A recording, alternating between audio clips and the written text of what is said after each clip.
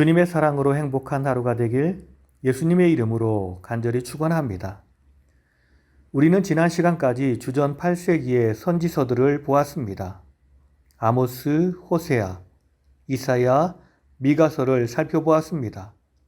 이제 주전 7세기와 6세기의 선지자들을 살펴보려 합니다.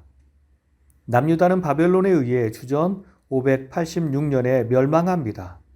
그때가 주전 6세기입니다. 그런데 유다의 멸망은 갑자기 이루어진 것이 아니고 주전 7세기에 그런 징조들이 있었습니다. 그 당시에 유다를 향해서 하나님의 말씀을 선포한 선지자는 스바냐, 하박국, 그리고 예레미야가 있습니다. 우리는 스바냐, 하박국, 예레미야의 순서로 성경을 묵상하려고 합니다. 오늘은 스바냐서 서론과 1장의 말씀을 묵상하겠습니다. 스바냐의 연대를 보면 남유다 요시야의 시대, 곧 주전 640년부터 609년까지 스바냐가 유다의 우상 숭배를 맹렬하게 질책한 것으로 보아 요시야 왕이 종교개혁을 하기 전으로 보입니다. 스바냐서의 주제와 내용을 보면 주제는 여호와의 날입니다. 여호와의 날은 가깝게는 바벨론이 침략하여 임하게 될 유다의 심판의 날을 말하며 멀게는 마지막 때의 종말론적인 대환란을 예표하는 날입니다. 또한 믿음을 지키는 소수의 남은 자들을 향한 위로와 구원의 영광의 소망을 제시하고 있습니다. 스바냐, 그의 이름의 뜻은 여호와께서 감추신 자라는 뜻을 가지고 있습니다. 남유다 제13대 왕인 히스기야의 4대 손으로 왕족이었던 스바냐. 요시야 왕가는 칠촌으로서 요시야 종교개혁에 많은 영향을 끼친 것으로 추정됩니다. 구약 선지자들의 출신 성분을 한번 살펴보면 제사장 출신은 예레미야, 에스겔, 스가랴, 왕족 또는 귀족 출신은 이사야, 다니엘, 스바냐, 평민 출신은 호세아, 요엘, 아모스, 오바댜, 요나, 미가, 나훔, 그리고 기타는 하박국, 그는 레이지파 성가대 출신이고 인적 사항이 불명확한 사람은 학개와 말라기가 있습니다. 호세아는 어떤 사람들은 제사장 출신이라 라고 말하고 어떤 사람은 평민 출신이라고 말하기도 합니다. 스바냐서의 구조를 보면 스바냐서는 전체 3장으로 구성되어 있습니다. 1장은 서론이며 심판선언과 임박한 여호와의 날을 말씀하고 2장은 여호와의 날에 앞선 만민의 회개를 권면하고 있고 선민 구원과 이방 민족의 종말론적 회심을 예언하고 있습니다. 3장에서는 하나님의 심판과 남은 자를 중심으로 한 선민 회복 약속을 기록하고 있습니다. 이제 1장의 말씀을 묵상합니다. 1장은 여호와의 심판을 기록하고 있습니다. 1장 1절부터 6절 표제와 서론적 심판 예언. 1절은 저자와 시대를 밝힌 표제어입니다. 유다왕 요시야의 시대에 스바냐에게 임한 여호와의 말씀이라. 스바냐는 히스기야 왕의 현손이며 아버지는 구시입니다. 2절에서 6절 말씀은 온 세상과 남유다의 심판을 선언합니다. 내가 땅 위에서 모든 것을 진멸하리라. 우상 숭배자들을 멸절하리라. 바알, 그마림, 별숭배, 말감. 그들은 여호와를 찾지도 않고 구하지도 않는다. 그렇기에 멸절하리라. 1장 7절부터 13절의 말씀은 임박한 여호와의 날, 그리고 남유다 대심판에 대한 1차 경고입니다. 7절 말씀은 심판의 날이 가까이 왔다. 심판에 참여할 자가 준비되었다. 곧 심판받을 자와 심판을 수행하는 데 참여할 자가 준비되었다. 8절부터 13절까지의 말씀은 여호와의 날의 심판 대상자와 심판을 기록합니다. 방백들과 왕자들과 이방인의 옷을 입은 자들을 벌할 것이라. 포악과 거짓을 행한 자를 벌할 것이라. 부르짖는 소리와 울음소리와 무너지는 소리가 일어나리라. 여호와의 살아계심을 무시하는 자를 심판하리라. 그들의 재물이 노략되며 그들의 집이 황폐할 것이라. 집과 포도주가 무익하게 될 것이라. 14절부터 16절까지의 말씀은 여호와의 날의 참상과 공포를 기록합니다. 여호와의 날이 가깝도다. 용사가 거기서 심히 슬피 우는도다. 그날은 분노의 날이요 환난과 고통의 날이요 황폐와 패망의 날이라. 견고한 성읍들을 치며 높은 망대를 치는 날이라.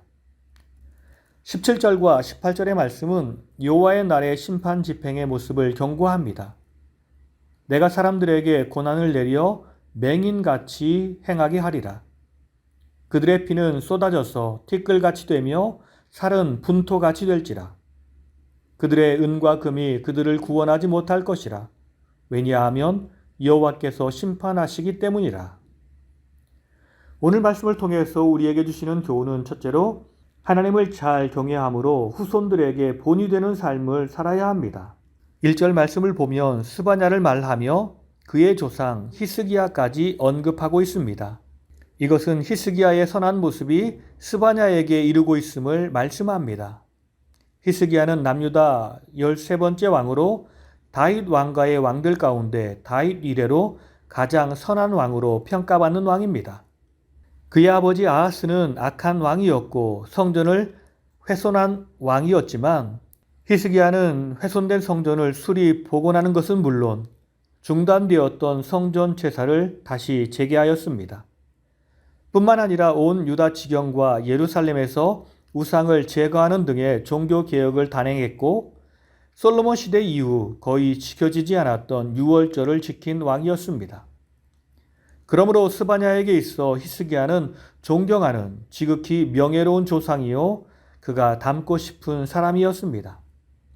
오늘 우리의 신앙의 모습이 바로 히스기야와 같은 삶을 살아야 할 줄 믿습니다.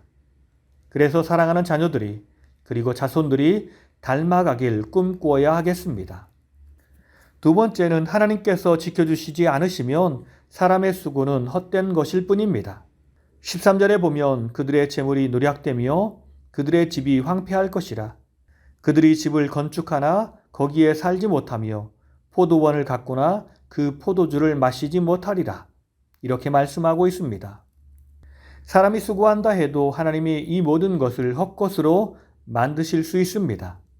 사람이 수고하여 모은 재물, 수고하여 세운 집, 수고하여 심고 가꾼 포도원이 노략당할 것이며 황폐하게 될 것임을 말씀하고 있습니다. 그러므로 우리는 우리의 것을 지키는 가장 좋은 방법이 하나님을 의지하고 하나님께 맡기는 방법임을 알아야 합니다. 우리가 먼저 주의 나라와 주의 의를 구하며 살면 주님이 우리의 모든 일을 책임져 주시고 승리하게 하시고 보호해 주실 것입니다. 마지막으로 세 번째는 사람들이 그토록 구하는 은과 금이 우리를 구원하지 못합니다. 18절 말씀을 보면 그들의 은과 금이 여호와의 분노의 날에 능히 그들을 건지지 못할 것이며 라고 말씀합니다. 그렇습니다. 우리의 구원과 우리의 물질은 아무런 관련이 없습니다. 아니 잘못하면 우리의 재물이 우리의 구원을 방해할 수도 있습니다. 왜냐하면 우리의 재물이 하나님을 바라보는 것을 방해하기 때문입니다. 그러므로 우리는 우리의 소망을 물질에 두고 살아서는 안 됩니다. 우리의 소망은 오직 하나님과 그분의 생명의 말씀에 있음을 기억하며 주님을 가까이 하며 살고 주의 말씀을 가까이 하며 살아야 합니다. 그럴 때 주님이 우리를 구원하시고 우리의 모든 것을 보호해 주실 것입니다. 오늘 이 하루가 주님을 의지하고 승리하는 복된 하루가 될 줄 믿습니다. 다 같이 기도하시겠습니다. 살아계셔서 우리의 모든 것을 보시는 주님, 우리가 간직해야 할 것은 오직 믿음밖에 없는 줄 믿습니다. 내 사랑하는 자녀에게 남겨줄 것도 믿음밖에 없는 줄 믿습니다. 세상의 것을 모아 세상의 것을 남기는 삶이 아니라 주님을 바라보며 주님이 우리에게 주신 믿음의 유산을 사랑하는 자녀들에게, 자손들에게 남겨주며 살게 하옵소서.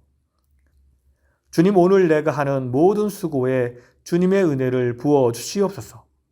주님께서 지켜주시지 않는다면 우리의 모든 수고가 허사이 오니 주여 우리의 삶에 주님의 은혜와 사랑을 부어 주시옵소서.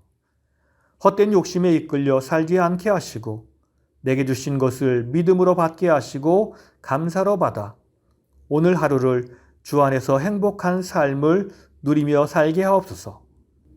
살아계신 예수님의 이름으로 기도드립니다. 아멘.